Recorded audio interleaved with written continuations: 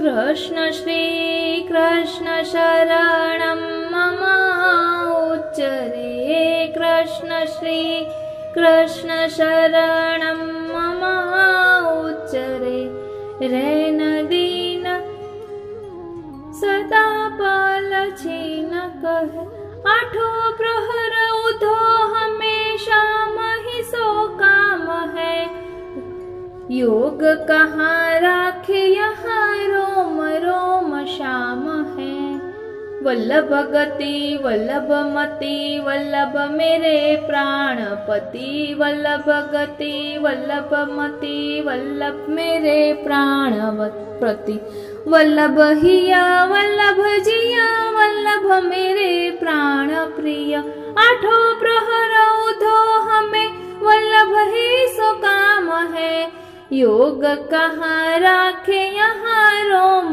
रोम श्याम है। सर्वे वैष्णवों ने मारा जय श्री कृष्ण। सर्वे वैष्णवों ने मारा जय श्री कृष्ण। गई काले एक वैष्णवे कमेंट बॉक्स में पूछ्યું कि मैंने ब्रह्म संबंध तो लिया है लेकिन श्री ठाकुर जी पुष्ट नहीं करवा पाई तो क्या मेरी सेवा अंगीकार नहीं होती होगी। એટલે આપણે એમના પ્રશ્નનો આજે ઉકેલ જોઈશું।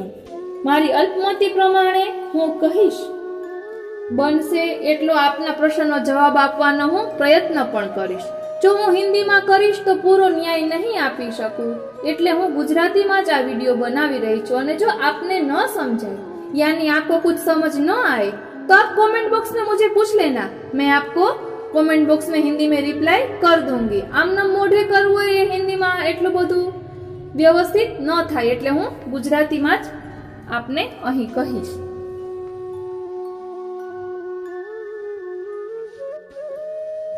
આપણે સર્વ જાણીએ છીએ કે નામ દીક્ષા અને બ્રહ્મ સંબંધ દીક્ષા બે દીક્ષા લેવાની હોય છે। બ્રહ્મ સંબંધ દીક્ષા લઈ સેવા કરવા માટે જ બ્રહ્મ સંબંધ દીક્ષા લેવાની હોય છે એવું આપણે ભગવદ વાર્તામાં પણ સાંભળીએ છીએ। પરંતુ અત્યારે બધા બ્રહ્મ સંબંધ તો લે જ છે। બ્રહ્મ સંબંધ લીધું એટલે આપણે તુલસીજીની બે કંઠી દરરોજ પહેરવાની એ યુગલ સ્વરૂપના ભાવથી છે। એટલે આપણા હૃદયમાં શ્રી ઠાકોરજી બિરાજે છે, આપણા ગળામાં બે કંઠી સ્વરૂપે યુગલ સ્વરૂપ બિરાજે છે। એટલે આપણે કઈ પણ કાર્ય કરીએ એટલે ચિત્ત પ્રભુમાં પરોવીને કરવાનું। કોઈ પણ કાર્ય કરીએ ચિત્ત પ્રભુમાં રાખવાનું એટલે તે આપણી સેવા જ છે। ગોપીઓ શું કરતી? ગોપીઓ કોઈ આખો દિવસ ઠાકોરજી પાછળ પાછળ જ ન રહેતી પરંતુ ચિત્ત તેનું ઠાકોરજીમાં જ રહેતું। એટલે કહેવાય છે કે ગોપી ભાવથી સેવા કરવી।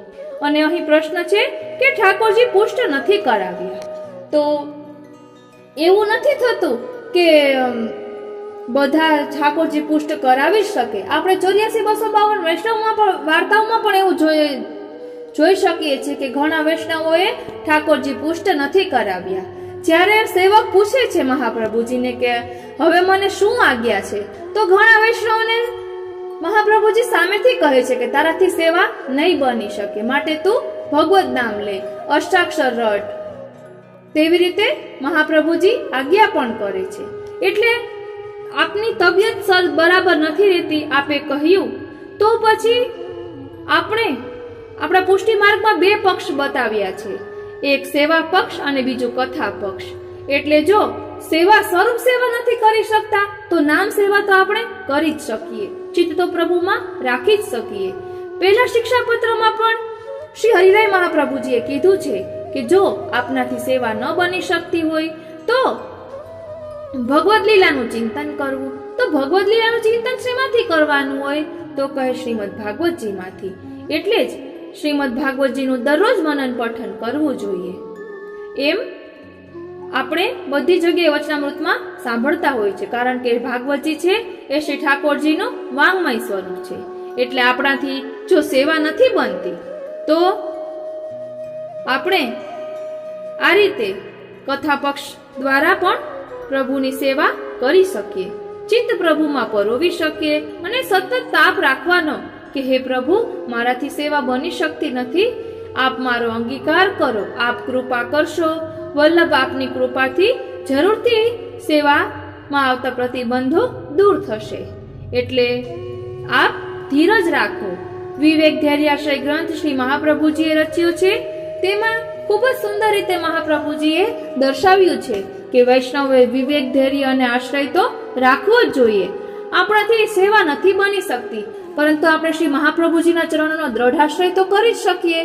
શ્રી મહાપ્રભુજીના ચરણોનો દ્રઢાશ્રય કરીને શ્રી મહાપ્રભુજીને વિનંતી કરવી કે વલ્લભ, મારે તો આપ એક જ છો. આપને તો મારા જેવા કેટલા બધા છે, પણ મારે તો આપ એક જ છો. મારા દોષો સામું જોશો નહીં. આપની કૃપા સામે એ દોષોનું કંઈ જ નહીં આવે. શ્રી ગુસાઈજીએ પણ વિજ્ઞપ્તિમાં આ રીતે શ્રીનાથજીને વિનંતી કરી છે કે મારા દોષો સામું જોશો નહીં. તો આપણે તો તુચ્છ જીવ છીએ, આપણે શું કરી શકવાના. ગોકુલનાથજીની વાર્તામાં પણ આવે છે કે સેવા તો વલ્લભ અને શ્રી ગુસાઈજી કરી ગયા, એટલે વલ્લભ વિઠ્ઠલ કરી ગયા. ગોકુલનાથજી તો લકીર પીટે છે, એવી રીતે વાર્તામાં આપણે આવે છે. તો આપણે તો સેવા શું કરી શકવાના, પરંતુ ભાવ મુખ્ય છે. આપણે સ્વરૂપ સેવા નથી કરી શકતા તો ધ્યાનાત્મિકા સેવા તો કરી જ શકીએ. માનસી સેવા ન કહી શકાય, કારણ કે આપણે એવા અધિકારી નથી. એટલે વ્રજરાજ બાવાના વચનામૃતમાં મેં સાંભળ્યું હતું કે તેને ધ્યાનાત્મિકા સેવા કહેવાય. એટલે શિક્ષાપત્રમાં પણ હરિરાય મહાપ્રભુજી કહે છે કે ઠાકોરજીને જગાડવાથી પોઢાડવા સુધીનું લીલા ચિંતન કરવાનું. આપણે નાથદ્વારામાં જે સમયે જે દર્શન થતા હોય તે લીલાનું ચિંતન કરી શકાય કે આ સમયે ઠાકોરજીને જગાડ્યા, એટલે આપણે એનું ભાવન કરી શકીએ. તો ઠાકોરજીને જગાડવાની શું ભાવના છે તેનું ચિંતન કરી શકીએ. ઠાકોરજીને જગાડવાના પદ બોલી શકીએ. પછી મંગલ ભોગ ધર્યાની કાની આપી છે એવી ભાવના કરી શકીએ. આ બધું જ વર્ણન શ્રી હરિરાય મહાપ્રભુજીએ સહસ્ર શ્લોકી સેવા ભાવના, કે જેને સહસ્ત્રી ભાવના પણ કહેવામાં આવે છે, તેમાં ખૂબ જ સુંદર રીતે જગાડવાથી પોઢાડવાની ભાવના ખૂબ જ વિસ્તારથી દર્શાવી છે. અને જો સમય વિસ્તારથી સાંભળવાનો ન હોય તો હરિરાયજી રચિત નિત્ય લીલામાં પણ શ્રી હરિરાય મહાપ્રભુએ જગાડવાથી પોઢાડવાની ભાવના દર્શાવી છે. એ બંને આપને અમારા ચેનલમાં મળી જશે. મેં ગઈકાલે જ આ બધું કોમ્યુનિટી પોસ્ટમાં મૂક્યું છે અને આપે જોયું પણ ખરી. મને ખૂબ જ આનંદ થયો કે આપને કેટલી બધી તાલાવેલી છે. અહીં હું નામ આપીશ કે એક વૈષ્ણવ છે નંદિની ગુપ્તા. એ બેન હમણાં જ આપણી સાથે જોડાણા છે, પણ તેને તાપ ઘણો છે અને જાણવાની ખૂબ જ ઉત્કંઠા છે. એટલે તે ચેનલને ખૂબ જ ડિટેલમાં બધું જોવે છે, જાણે છે. અમારા યુટ્યુબ ચેનલનો વાયટી સ્ટુડિયો હોય, એટલે યુટ્યુબ સ્ટુડિયોમાં જે જે વિડીયોઝ જોવાતા હોય તેના વોચ ટાઈમ બતાવે, એટલે આપણે ખબર પડે. કોઈ વૈષ્ણવની કોમેન્ટ આવે અને તે જવાબ આપે તો તેનો વોચ ટાઈમ હોય તો ખબર પડે કે આને આ જોયું છે. એટલે તે ખૂબ જ તેને અંદરથી તાલાવેલી છે. એટલે એનો તાપ પ્રભુ જરૂર દૂર કરશે અને શ્રી યમુનાજીની કૃપાથી જરૂરથી આપ સેવા કરી શકશો. એટલે મારે કહેવાનું એ જ છે કે પ્રભુએ બધાને અલગ અલગ વસ્તુ માટે ચૂન્યા હોય છે. એટલે કે હું આ શબ્દ એટલે વાપરું છું કે આપ હિન્દી સમજો છો. એટલે કે બધાને પસંદગી અલગ અલગ માટે કરી હોય છે. શ્રી ઠાકોરજી આ સૃષ્ટિનું સર્જન કર્યું છે તો બધા જ માનવી એક સરખા નથી બનાવ્યા, બધા અલગ અલગ પ્રકારના બનાવ્યા છે. તેવી રીતે આપણે પુષ્ટિ સૃષ્ટિ પણ પ્રભુએ અલગ પ્રકારની બનાવી છે. પુષ્ટિ પ્રવાહ મર્યાદા ગ્રંથમાં પણ આવે છે. પુષ્ટિ સૃષ્ટિમાં પણ શુદ્ધ પુષ્ટિ સૃષ્ટિ, પુષ્ટિ સૃષ્ટિ, મિશ્ર પુષ્ટિ સૃષ્ટિ, પ્રવાહી પુષ્ટિ સૃષ્ટિ એવા પ્રકાર છે. તે આપણે જાણીએ છીએ. એટલે બધા જ સેવા કરી શકે અને બધાને જ સેવાની અનુકૂળતા હોય એવું જરૂરી નથી. આપણે તાપ જરૂર રાખવાનો, પરંતુ આપણાથી જે બની શકે છે તે તો કરીએ અને પ્રભુને પ્રસન્ન કરીએ. આપણાથી સેવા નથી બની શકતી, તબિયત બરાબર નથી રહેતી, તો તન જ સાથ ન આપતું હોય તો મન કઈ રીતે સાથ આપે? આપણે સંપૂર્ણ રીતે સ્વસ્થ હોઈએ તો જ ઠાકોરજીની સેવા સુંદર રીતે કરી શકીએ. પરંતુ આપણું શરીર સ્વસ્થ ન હોય તો પછી આપણે તે ક્રિયાવત બધું થાય, કારણ કે શરીર સાથ આપતું ન હોય તો તે સેવામાં ચિત્ત લાગે નહીં. એટલે કઈ રીતે બની શકે? એટલે આપ સર્વોત્તમ સ્તોત્ર અને યમનાષ્ટકના પાઠ દરરોજ કરો અને ભક્તેચ્છા પૂરકાય નમઃની 3 માળા કરો. તમે જે પ્રશ્ન કર્યો છે આ જ પ્રશ્ન મેં પણ મારા ગુરુદેવને કર્યો હતો. મેં આપને કહ્યું કે વેણુનાથ રૂપી વલ્લભની વાણીનો વિડીયો આપ જરૂરથી સાંભળજો, એમાં આપના ઘણા બધા પ્રશ્નોનો જવાબ મળશે. એટલે મેં પણ એક વૈષ્ણવ દ્વારા આ પૂછાવ્યું હતું કે મને મનમાં તાપ તો છે, પરંતુ મારાથી સેવા બનતી નથી, તો શું મારો આ પુષ્ટિ માર્ગમાં અંગીકાર ન હોય? ત્યારે એ બાલકે ઉત્તર આપ્યો હતો કે તાપ છે એટલે આપનો પુષ્ટિ માર્ગમાં અંગીકાર તો છે જ. તાપ તો મુખ્ય છે આપણા પુષ્ટિ માર્ગમાં, એટલે તાપ જરૂરથી રાખવાનો. પરંતુ જો અત્યારે સેવા નથી બની શકતી તો કથા પક્ષ તો આપણે સહારો લઈ શકીએ. એટલે કે ભગવદ વાર્તા તો આપણે કરી જ શકીએ. એમાં આપણે એમ કહીએ કે ભગવદ વાર્તા નથી કરવી તો ક્યાંથી ચાલે? ભગવદ વાર્તા કરીએ એટલે જેમ કે સત્સંગ કરીએ. સત્સંગ કર્યો કેને કહેવાય? મેં હમણાં જ 2-4 દિવસ પહેલા કાલિંદી બેટીજીના વચનામૃતમાં સાંભળ્યું હતું કે સત્સંગ કર્યો કેને કહેવાય? જ્યારે વાણી, વર્તન, વિચાર અને વ્યવહાર આપણા શુદ્ધ બને ત્યારે સત્સંગ કર્યો કહેવાય. આપણે એમાં કાલિંદી બેટીજીએ કહ્યું હતું કે આપણે એમ પાઠ કરીએ, વધાઈ મહાપ્રભુજીની ઉત્સવ હતો તો વધાઈ બોલીએ તો એનાથી રસના શુદ્ધ બને. પરંતુ આપણા વિચાર, વાણી, વર્તન, વ્યવહાર જ્યારે શુદ્ધ બને તો તે સત્સંગ કર્યો કહેવાય. એટલે આપણે આ જે બધું પુસ્તકોનું વાંચન કરીએ તેને આપણે આચરણમાં લઈ આવીએ. 84-252 વૈષ્ણવની વાર્તા વાંચીએ તો તેનું સાથે આપણે આત્માનું ચિંતન કરીએ. ભાગવતજી વાંચીએ તો એના એક એક વાક્યો અમૂલ્ય રત્ન સમાન છે. અત્યારે કાલિંદી બેટીજીના ભાગવતજીના વચનામૃત વોટ્સઅપ ઉપર બીજા વૈષ્ણવો દ્વારા પ્રાપ્ત થાય છે. એલેના વૈષ્ણવો વિનંતી કરેલી છે એટલે આપ ભાગવતજીનું વાંચન કરે છે. તેમાં કેટલા ખુલાસા સ્વયં ભાવના આપ દર્શાવે છે. એટલે ભાગવતજી તો એવો અમૂલ્ય ગ્રંથ છે કે આપણું આત્માનું ચિંતન કરવાનું, આપણી આત્માને ટટોલવાની કે આપણે આમાં કેટલા ખરા ઉતરીએ છીએ. તે રીતે પુસ્તકનું વાંચન કરવાનું, ખાલી વાંચવા ખાતર વાંચી નહીં જવાનું. એટલે આપણો પુષ્ટિ માર્ગમાં અંગીકાર છે જ. બ્રહ્મ સંબંધ લીધું છે આપણે, બ્રહ્મ સંબંધ લીધું છે એટલે કે તુલસીજીની જે આપણી કંઠી છે તે 2 માલા 2 કંઠી તો પહેરવાની જ, કારણ કે તે યુગલ સ્વરૂપના ભાવતી છે. એટલે સૌથી પ્રથમ તો એ યુગલ સ્વરૂપ અલૌકિક ભાવ, અલૌકિક દ્રષ્ટિ આપણે કેળવીએ તો યુગલ સ્વરૂપ તો આપણા પાસે, આપણે માથે બિરાજે જ છે કંઠીના સ્વરૂપે અને સદા આપણા હૃદય પર રહે છે. જ્યારે જ્યારે કંઠીનું દર્શન કરીએ તો આપણને યુગલ સ્વરૂપનું અનુસંધાન થવું જોઈએ.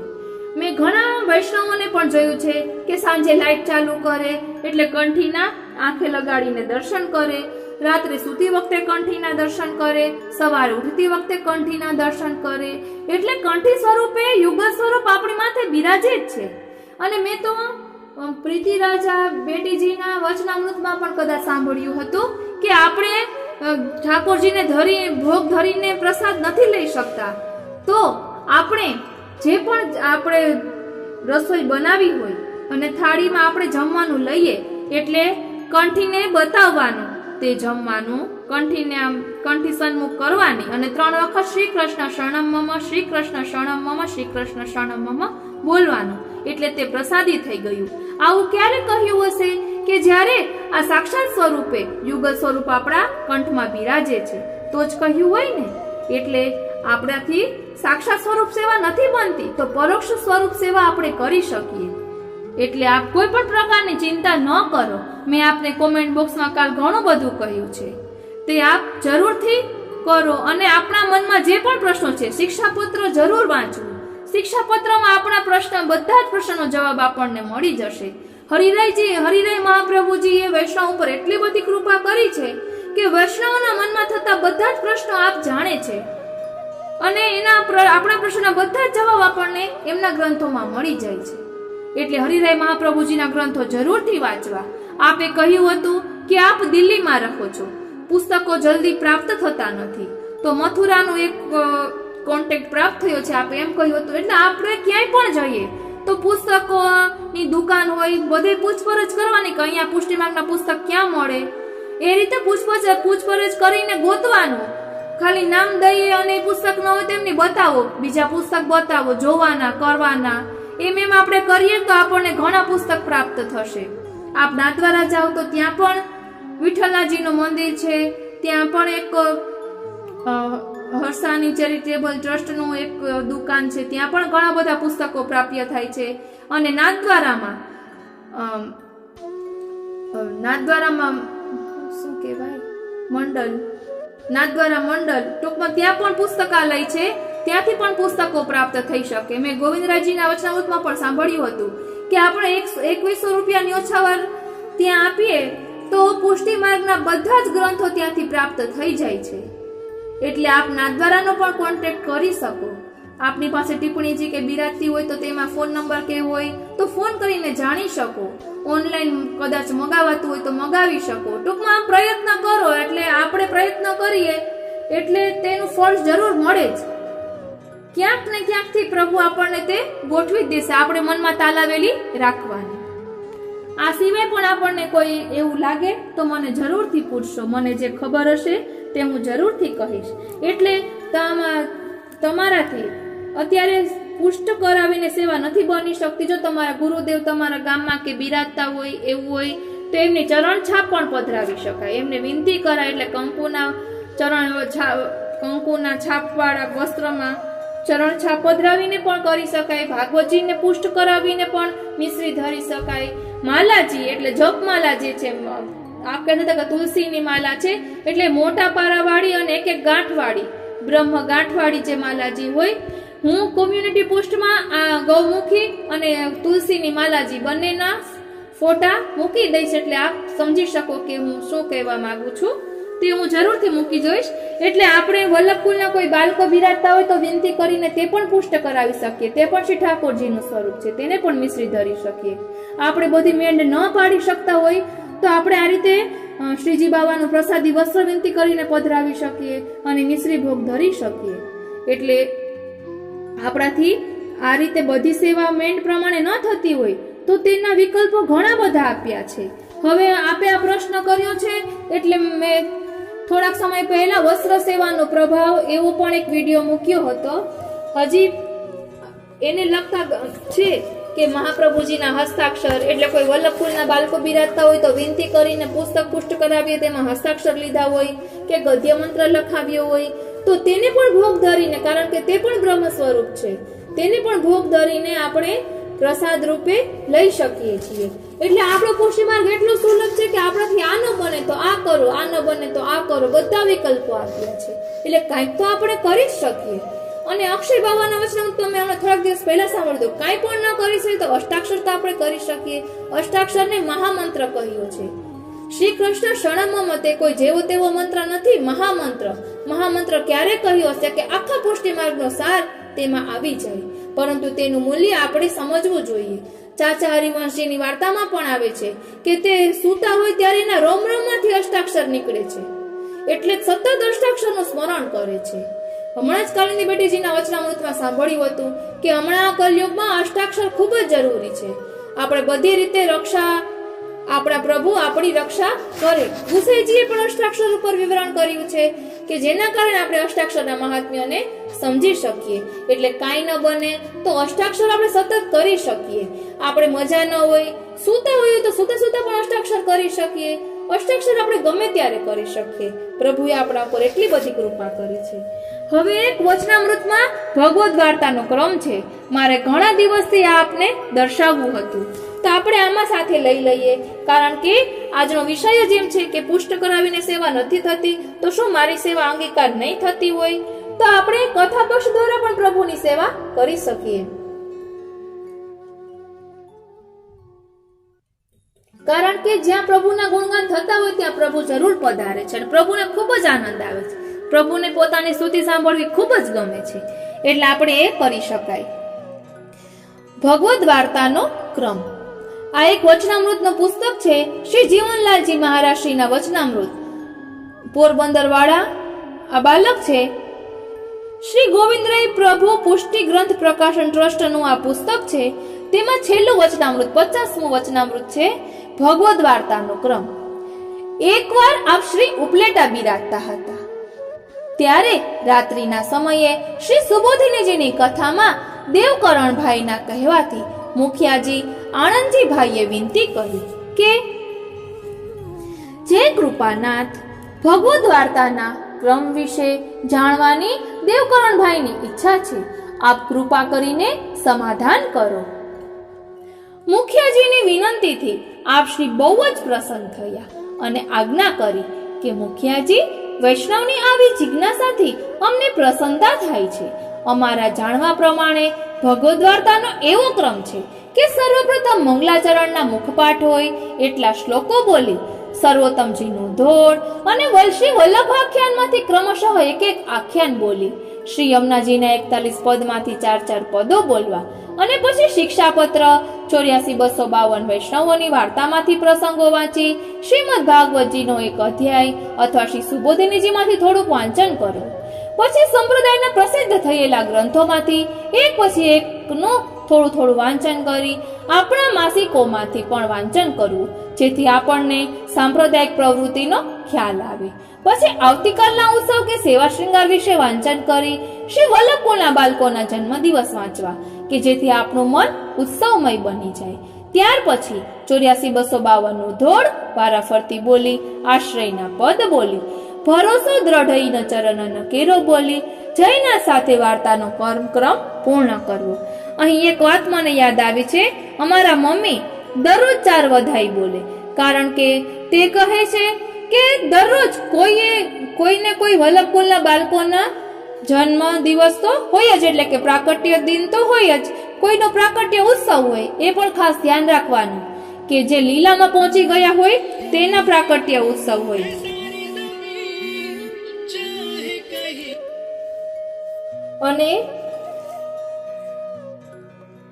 અને જે ભૂતલ પર બિરાજતા હોય તેનો પ્રાકટ્ય દિવસ કહેવાય, તે ખાસ ધ્યાન રાખવાનું. એટલે અમારા મમ્મી તો દરરોજ ઠાકોરજીની સન્મુખ 4 વધાઈ બોલે. આપણે આવું રીતે વૈષ્ણવ પાસે જાણીએ તો ખબર પડે કે વૈષ્ણવોના કેવા ભાવ હોય. હવે આપને આ કેવું લાગ્યું તે કોમેન્ટ બોક્સમાં જરૂર જણાવશો, અને આપના બીજા પણ કઈ પ્રશ્ન હોય તો જરૂરથી જણાવશો. હું મારી અલ્પમતી પ્રમાણે કહીશ. આપે મને પ્રશ્ન કર્યો હોય એટલે મારું મન સતત એમાં હોય કે આ વૈષ્ણવના મનનો તાપ દૂર થાય. મારાથી બનતા પ્રયત્નો હું જરૂરથી કરીશ. માટે આપને બીજા પણ કોઈ પ્રશ્ન હોય અને આપને આ વિડીયોમાં ન સમજાણું હોય તો આપ હિન્દીમાં મને કોમેન્ટમાં પૂછશો તો હું આપને હિન્દીમાં કોમેન્ટમાં જવાબ આપી દઈશ. કારણ કે આવી રીતે મોઢે હું હિન્દીમાં બહુ ન વ્યવસ્થિત રીતે બોલી શકું, એટલે મેં ગુજરાતીમાં કર્યું છે. તેના માટે ક્ષમા કરશો. જય શ્રી કૃષ્ણ.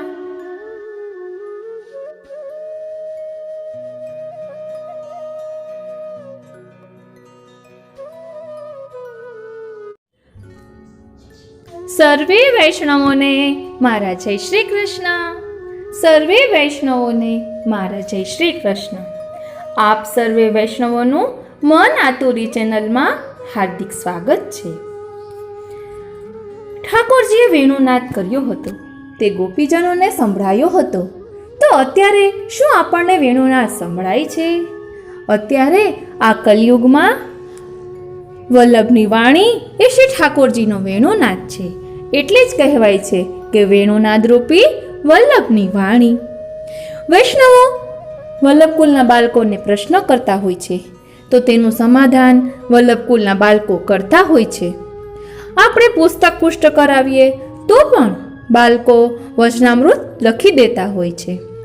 એટલે અહીં એક વૈષ્ણવના મનમાં ઉઠતા ઘણા પ્રશ્નોના જવાબ વલ્લભકુળના બાળકે આપેલા છે. તે સંકલન અહીં આપણે જોઈશું અને આપને પણ સાંભળ્યા બાદ એવું થશે કે આપના મનમાં ઉઠતા ઘણા પ્રશ્નોના જવાબ આપણને મળી ગયા છે. શિક્ષાપત્રને પુષ્ટિ માર્ગનું પ્રવેશ દ્વાર કહેવાય છે. આપણે નિત્ય સત્સંગમાં શિક્ષાપત્ર 84-252 વૈષ્ણવોની વાર્તા, પુષ્ટિ માર્ગનો બીજો કોઈ ગ્રંથ, માસિક પત્રો, ઉત્સવ ટિપ્પણી તે વાંચતા હોઈએ છીએ. ભાગવતજીનું વાંચન કરતા હોઈએ છીએ અથવા સુબોધિનીજીનું વાંચન કરતા હોઈએ છીએ.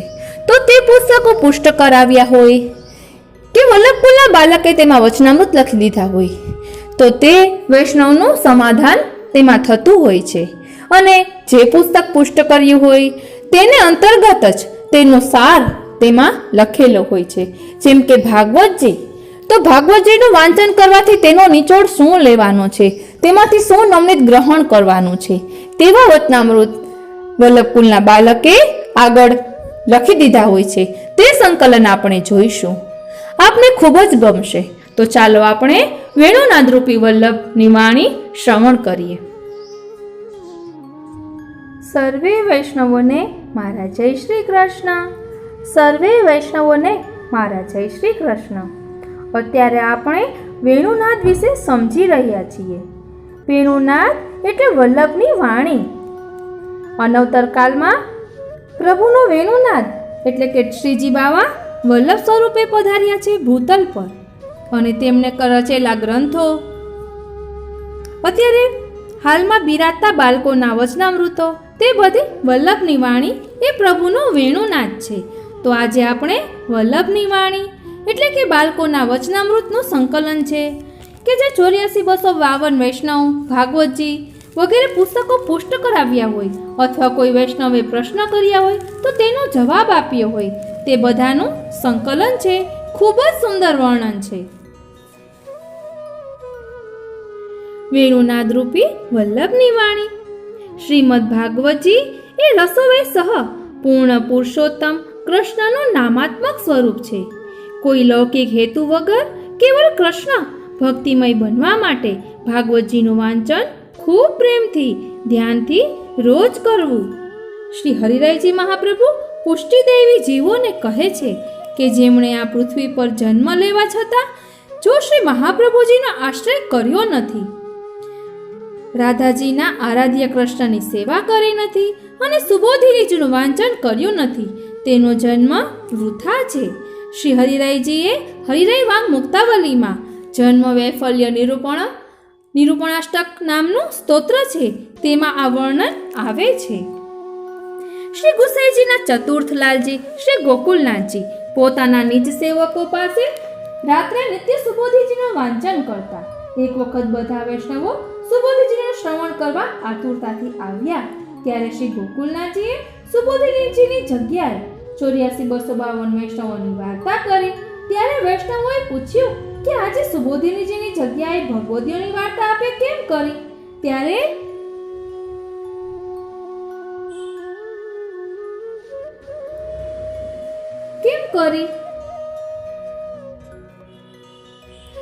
શ્રી ગોકુલનાથજીએ પૂછ્યું કે રોજ તમને જે સુબોધિનીજીનું પાન કરાવતો હતો તેનું ફળ આ 84,252 વૈષ્ણવની વાર્તા છે.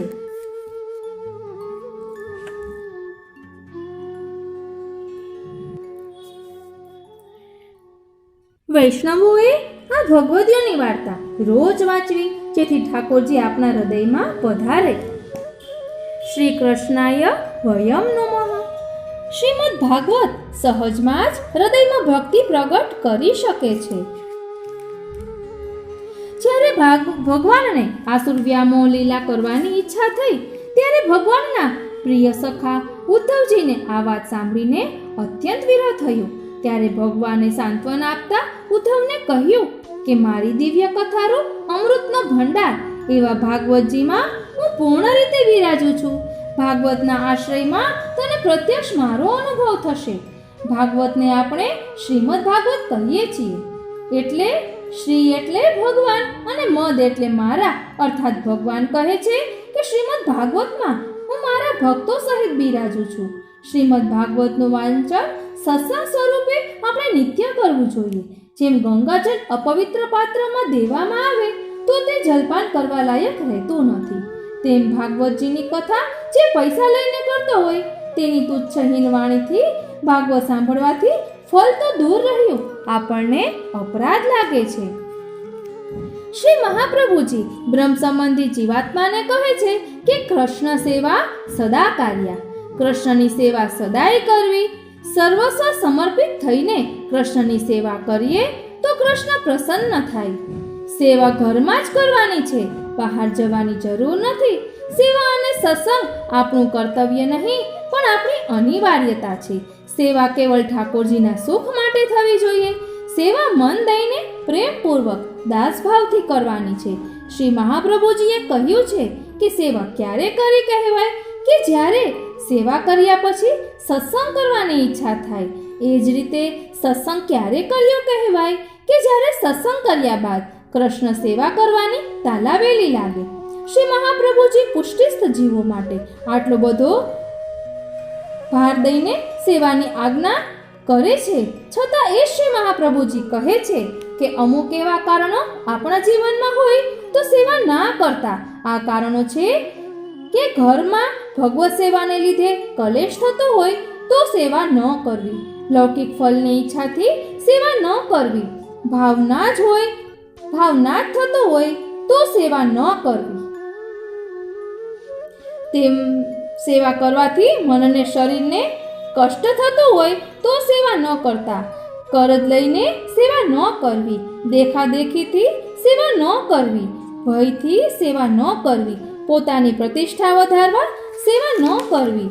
જેમ ભૂખ લાગે પછી ભોજન પ્રિય બને તેમ ભક્ત વિરહતા પછી ભગવત સેવા કરે તો તેવી સેવાથી પ્રભુને ખૂબ પ્રસન્નતા થાય.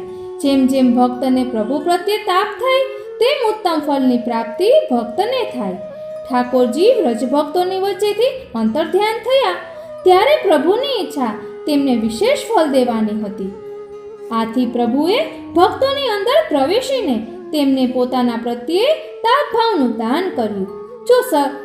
જો સદાય પ્રભુનું સંયોગ સુખ મળે તો ભક્તને પ્રભુ પ્રત્યે તાપ કેમ થાય? શ્રી વલ્લભ આજ્ઞા કરે છે કે લૌકિકમાં કાપટ્ય ભાવ રાખવો, કરવું બધું પણ મન તો પ્રભુમાં જ હોવું જોઈએ. દેહનો સંબંધ ક્ષણિક છે, જીવીએ ત્યાં સુધી જ છે. દેહ સંબંધી આપણા કાલને રોકી શકતા નથી. સાચો સંબંધ તો પરમાત્માની સાથે જ છે. તન કોઈ કારણસર પ્રભુમાં ના જોડાય તો મન તો પ્રભુમાં જોડી જ રાખવું. ભાવ તો શ્રી મહાપ્રભુજીની કૃપાથી વધે. પ્રભુમાં આપણો ભાવ વધે તેના ઉપાયો શ્રી મહાપ્રભુજીએ 16 ગ્રંથો આદિમાં બતાવ્યા છે. જેમ તાવ આવ્યો હોય તો ડોક્ટર દવા પણ આપે છે અને સાથે પરેજી રાખવાનું પણ કહે છે. જેમ કે તાવના દર્દીને દવાની સાથે પરેજીમાં ઠંડા પીણા, આઈસ્ક્રીમ, મીઠાઈ, એસી પંખાની હવા, ઠંડા જલથી સ્નાન વગેરેથી દૂર રહેવું જોઈએ. તેવી જ રીતે શ્રી મહાપ્રભુજી આપણા ભાવની વૃદ્ધિ માટે કૃષ્ણની સેવાની સાથે સાથે 4 વસ્તુઓથી દૂર રહેવાની આજ્ઞા પુષ્ટિસ્થ જીવોને કરે છે. આ 4 વસ્તુઓ છે અન્યાશ્રયનો ત્યાગ, અસમર્પિતનો ત્યાગ, દુસંગનો ત્યાગ અને અસદ આલાપનો ત્યાગ. અન્યાશ્રયના ત્યાગમાં સમજવા જેવી વાત એ છે કે આપણે કૃષ્ણનું શરણ લીધું છે એટલે આપણે અન્ય અવતારો કે દેવી દેવતાઓનો આશ્રય તો આપણે નહીં જ કરીએ. પણ એક અન્યાશ્રય એવો છે કે તે છોડવો ઘણો અઘરો છે. એ અન્યાશ્રય ભગવત કૃપાથી જ છૂટે અને તે અન્યાશ્રય છે પોતાની જાતનો. આ મેં કર્યું, આ મારી શક્તિથી થયું, આ મારી આવડતથી થયું, આમ પોતાની જાતનું અભિમાન આ મોટો અન્યાશ્રય છે. કોઈ કારણસર ભગવત સેવા ના થઈ શકે તો ભગવદ વાર્તા મન પરોવીને નિત્ય કરવી. ઠાકોરજી જ્યારે લઘુરાસ બાદ વ્રજભક્તોની વચ્ચેથી અંતર્ધ્યાન થયા ત્યારે વ્રજભક્તોએ દીનતાપૂર્વક પ્રભુની લીલાના ગુણ ગાયા. ત્યારે પ્રભુ ફરી પ્રગટ થયા.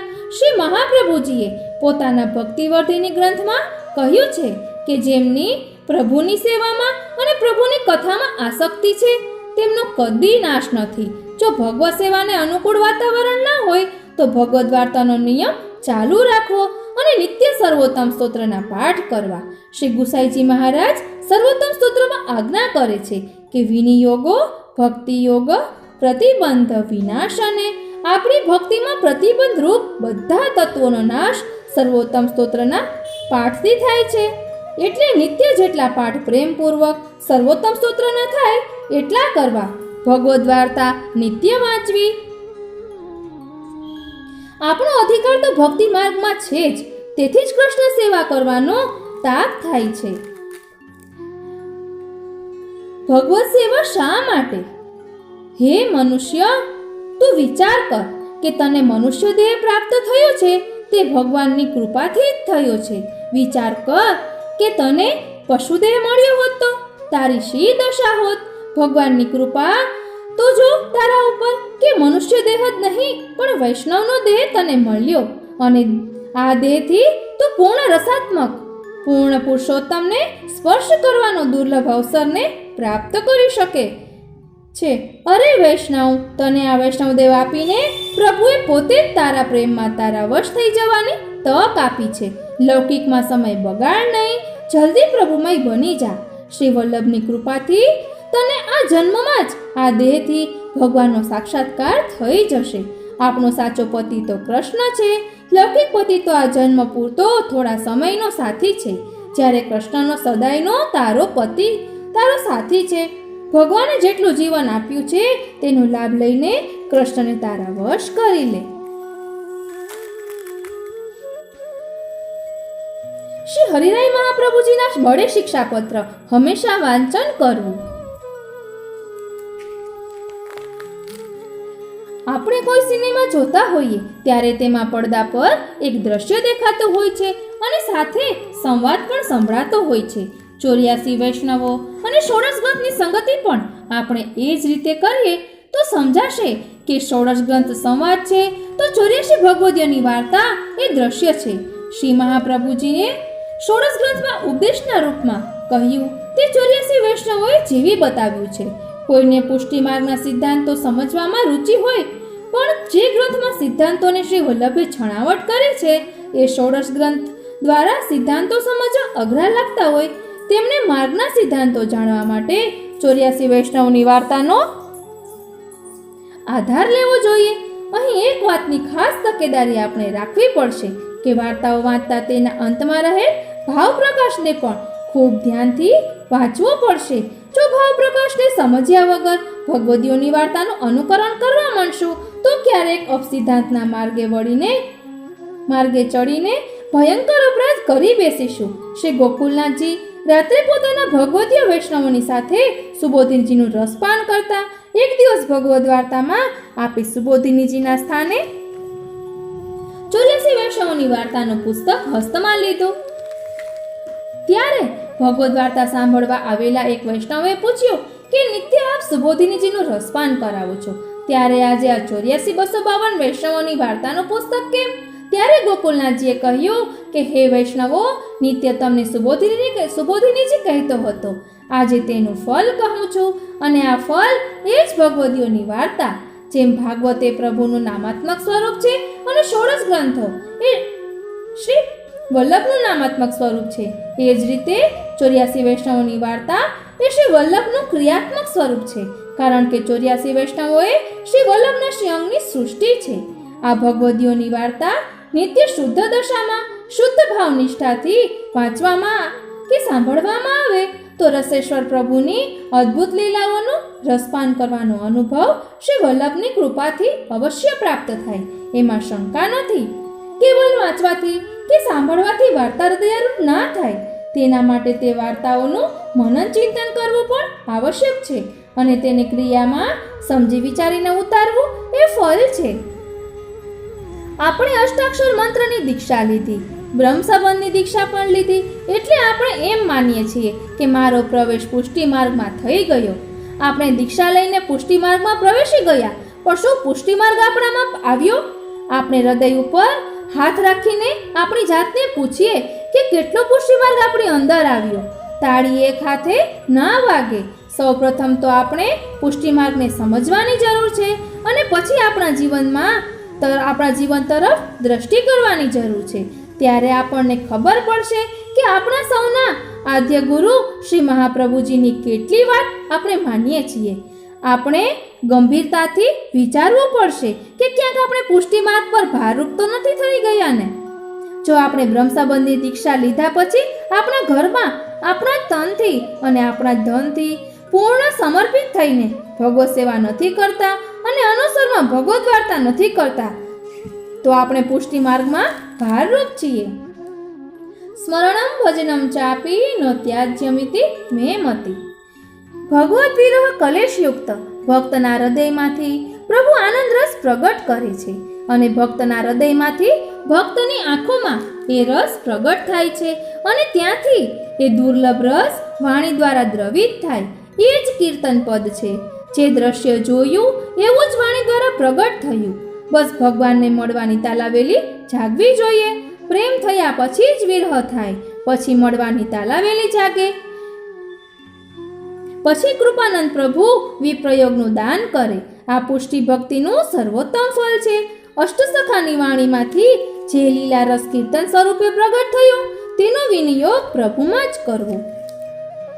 શ્રી મહાપ્રભુજી ભક્તિવર્ધિની ગ્રંથમાં પોતાનો અભિપ્રાય જણાવતા કહે છે કે જેનું મન ભગવત સેવામાં અને ભગવત કથામાં આસક્ત થઈ ગયું છે તેનો કદી નાશ નથી.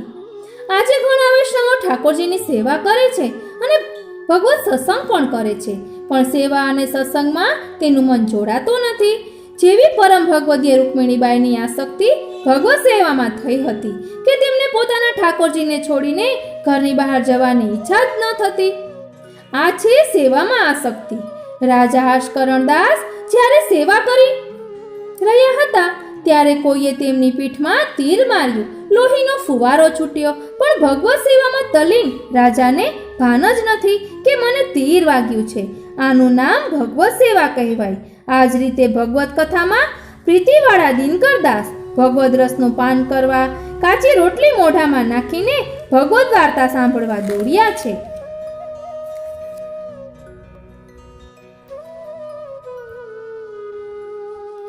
પુષ્ટિ ભક્તિ માર્ગમાં શ્રી યમુનાજી એ સાક્ષાત નિર્ગુણ ભક્તિનું સ્વરૂપ છે, જે કેવળ ઠાકોરજીના જ સુખમાં પોતાના જીવનનો પ્રેમપૂર્વક સમર્પણ કરી દે તે છે શ્રી યમુનાજી.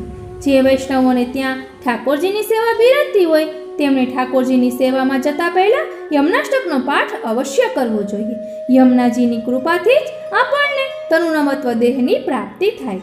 તનુનવત્વ દેહ એટલે ઠાકોરજીને સુખ થાય એવો દેહ. આપણે પ્રભુની સેવા કરતા હોઈએ પણ આપણું મન તો લૌકિકમાં ભટકતું હોય છે. આથી આપણે સેવા નથી કરતા પણ પ્રભુને પરિશ્રમ આપીએ છીએ. યમુનાજીની કૃપાથી આપણું મન અલૌકિક બને અને પ્રભુને સુખરૂપ બને. ભગવાન જ્યારે પોતાના અતિપ્રિય ભક્તો સાથે ક્રીડા કરે છે ત્યારે ભગવાન ગૌણ બની જાય છે અને ભક્ત મુખ્ય બની જાય છે. રસો વૈસહ ભગવાન પોતાનામાં રહેલ રસનો સ્વાદ લેવડાવવા ભક્તને મુખ્ય બનાવે છે. ચીરહરણ લીલામાં ભગવાને આવું જ કર્યું. જ્યારે પ્રિય ભક્તોના ચીર હર્યા ત્યારે તેમાં રહે સ્ત્રી ભાવને પોતે અંગીકાર કર્યો અને જ્યારે વસ્ત્રો પાછા ગોપીઓને આપ્યા ત્યારે પોતાનો પુંભાવ અર્થાત પુરુષ ભાવનું દાન ગોપીઓને કર્યું અને પ્રભુ ભોગ બન્યા. જ્યારે ગોપીજનો ભોગતા બન્યા સેવાફળ ગ્રંથમાં બતાવેલ અલૌકિક સામર્થ્ય જ્યારે જીવને પ્રાપ્ત થાય ત્યારે તે આ ફળનો સ્વાદ ચાખી શકે.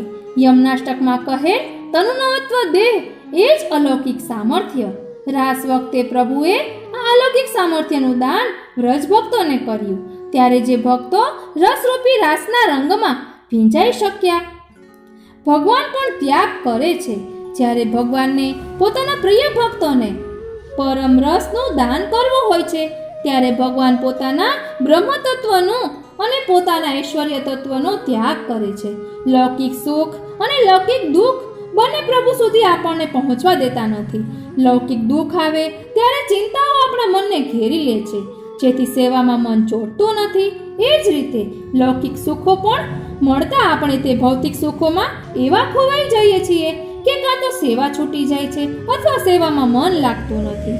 ફલાત્મિકા માનસી સેવામાં આ લૌકિક સુખ અને દુઃખ નડતર રૂપ છે. જો આપણે ભગવત સેવા કરીએ છીએ પણ સેવામાં પ્રેમપૂર્વક આપણું મન નથી લાગતું તો એ ચિંતાજનક બાબત છે. કદાચ કોઈ કારણસર આપણે સેવા નથી કરી શકતા અને ભગવદ વાર્તા કરીએ છીએ પણ ભગવદ વાર્તામાં પણ મન નથી લાગતું તો એ પણ ચિંતાનો વિષય છે. આવી સ્થિતિના ઘણા કારણો છે. એક તો આપણો અધિકાર જ ના હોવો, બીજું અન્નપ્રસાદી જે શ્રી ઠાકોરજી આરોગ્ય નથી એવું ખાવું, ખરાબ સંગ જે પ્રભુ અને માર્ગથી આપણને દૂર કરે, કોઈ એવા પરિવારજનોમાં આસક્તિ જે બ્રહ્મસંબંધ લીધા પછી પણ સેવા સત્સંગમાં અરુચિવાળા છે. આ બધા જ કારણો આપણા આ ઉત્તમ વૈષ્ણવ જન્મને વ્યર્થ બનાવી દે છે.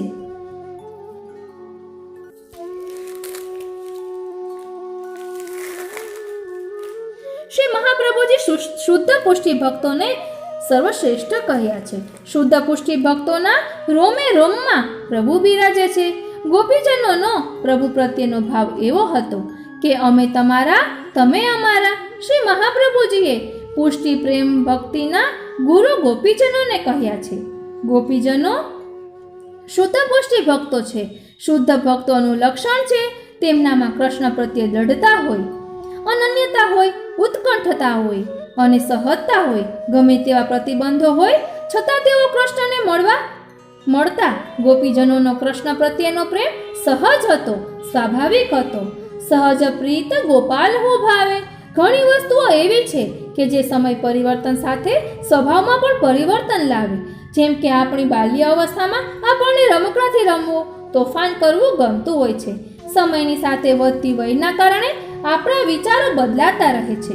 શુદ્ધ પુષ્ટિ ભક્તોના સ્વભાવમાં કૃષ્ણ એવા સ્થિર થઈ ગયા કે જીવનમાં બધું સમય સાથે બદલ્યું, પણ કૃષ્ણ પ્રતિ તેમની આસક્તિ તો નાનપણથી યુવા અવસ્થામાં પણ એવી ને એવી જ રહી. ગોપી પોતાની સખીને કહે છે કે હે સખી, આ નંદલાલમાં મને એવી આસક્તિ થઈ ગઈ છે કે ઘરમાં રુચિ રહી નથી, પરિવારમાં રુચિ રહી નથી. બસ મન કૃષ્ણમાં સ્થિર થઈ ગયું છે. જાગતા, સૂતા અને સ્વપ્ન અવસ્થામાં પણ મારામાં બસ કૃષ્ણ જ સમાયેલા છે. પ્રભુ જ્યારે વ્રજ છોડીને મથુરા પધારી ગયા ત્યારે અત્યંત વિરહ અવસ્થાવાળી ગોપીઓને સમજાવવા ઉદ્ધવ વ્રજમાં આવ્યા. ત્યારે ગોપીઓએ તેમને કહ્યું કે ઉદ્ધવ, અમારું મન એક છે, 10-20 મન અમારી પાસે નથી. આ મનમાં કૃષ્ણ એવા સમય ગયા છે કે બીજા માટે જરા પણ જગ્યા નથી. જ્યારે કૃષ્ણએ કહ્યું કે હે ગોપીઓ, તમે કહો છો કે અમે તમને અમારા આત્માથી પણ અધિક ચાહીએ છીએ, તો મારા વગર તમે જીવી કેમ શક્યા? ત્યારે ગોપીઓએ કહ્યું કે તવ કથામૃતમ તપ્ત જીવનમ. હે કૃષ્ણ, અમે તમારા વગર જીવિત ના શકત, પણ તમારી લીલાત્મક કથામૃતનું નિત્યપાન અમારા જીવવાનું સાધન બની ગયું છે. એટલે અહીં કહેવાનો એ જ ભાવાર્થ છે કે જેનાથી સેવા ન બનતી હોય તો તેને સત્સંગ તો શરૂ રાખવો જ જોઈએ અને મનમાં સેવા માટેનો તાપ રાખવો જોઈએ અને પ્રભુને એક જ વિનંતી કરવાની કે હે પ્રભુ, હું આપનાથી દૂર ન થઈ જાઉં તેની કાળજી આપ રાખજો. કારણ કે જીવ તો દોષ બુદ્ધિથી ભરેલો છે. તે તો ગમે ત્યાં ભટકે, પરંતુ પ્રભુ આપણો હાથ પકડે તો તે ક્યારેય છોડતા નથી. રસોવૈ સહ યશોદોત્સંગ લાલિત કૃષ્ણની કૃપા શક્તિ એટલે શ્રી યમુનાજી. યમુનાજી સદાય કૃષ્ણમય છે. આથી આપ કૃષ્ણ સ્વરૂપ બની ગયા. કેવલ આપનું સ્વરૂપ જ કૃષ્ણ સમાન નથી, પણ ગુણ અને નામ પણ કૃષ્ણ સમાન છે. એટલે જ આપણે શ્રી યમુનાજીને કૃષ્ણા પણ કહીએ છીએ. કૃષ્ણ પોતાના ભક્તોને સુખ દેવા માટે બધું કરવા તૈયાર થઈ જાય છે. તેમ શ્રી યમુનાજી પણ કૃષ્ણ ભક્તોના સુખાર્થે રાસનું પરમ સુખનો પોતે ત્યાગ કરીને તે અવર્ણિત રાસના સુખની પ્રાપ્તિ કૃષ્ણના પ્રિય ભક્તોને કરાવી.